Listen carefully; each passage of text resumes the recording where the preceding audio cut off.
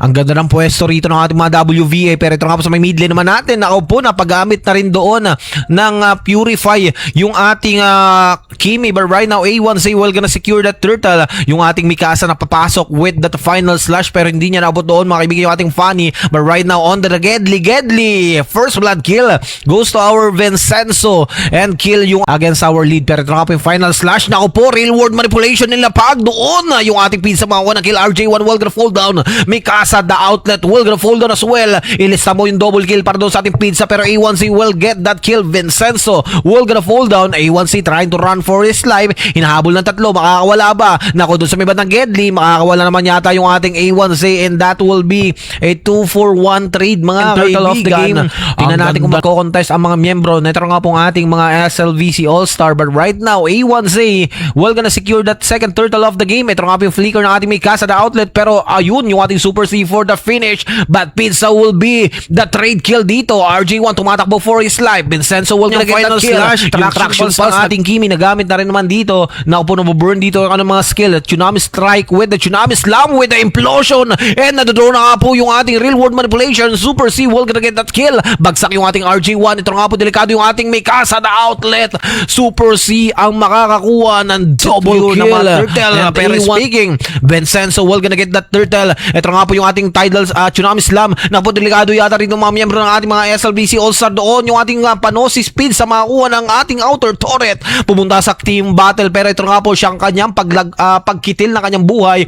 Pacific Rims ay babagsak na rin. Vincenzo is doing it, getting that kill against our A1Z. Tumatakbo yung ating Mikasa, the outlet, and mega kill para doon sa ating Eve. Abante yung ating mga SLVC All-Star. Zone lang. Naku po, ang ganda ng flicker with the implosion. Dalawa yung nahuli rito with the Tsunami slam. Makakawala pa yung ating RJ1 doon sa may bandang Gedli. Yung ating Mikasa itutumba, mga kaibigan, ng ating Sora. And two members, Sora and Pacific Rims, will gonna fall down. A1Z is doing it with the double kill, mga kaibigan. Pero dito nga po yung ating RJ1 tumatakbo. Masyado nang malalim ang kanyang tinatakbo, mga kaibigan. Hahabulin siya ngayon. Eto na nga po, RJ1 trying to run for his life. Pero naku po, delikado. Hahabulin ba siya rito? Naabot pa dito ng ating Super C. Pero naku po, hindi siya makita, mga kaibigan.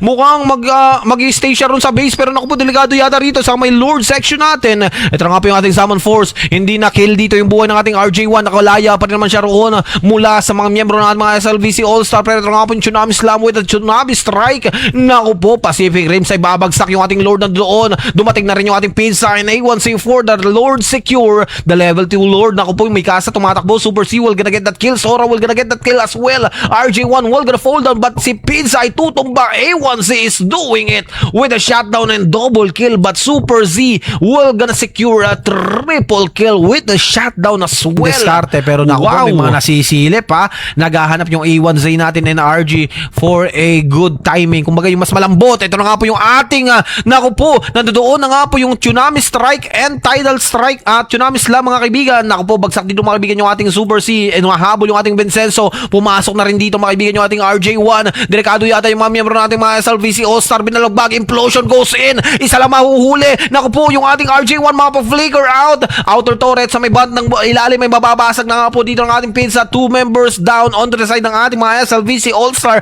Ngayon, inner turret sa may mid lane mo ang tatapusin na. Dumidiretso na mga miyembro ng ating mga WBA All-Star. Dalawang bagsak, tatlo pa yung natitira, pero nagda-tower lock na WBA All-Star. Nawala ng minions. Yung ating Vincenzo ay tutumba. Pacific Rims will gonna fall down. Apat ang tumumba. Isa na lang natitira at tinapos nila with a good wipeout. And WVA Luxury will gonna secure the round number 2 with a 2-0 run, ladies and gentlemen.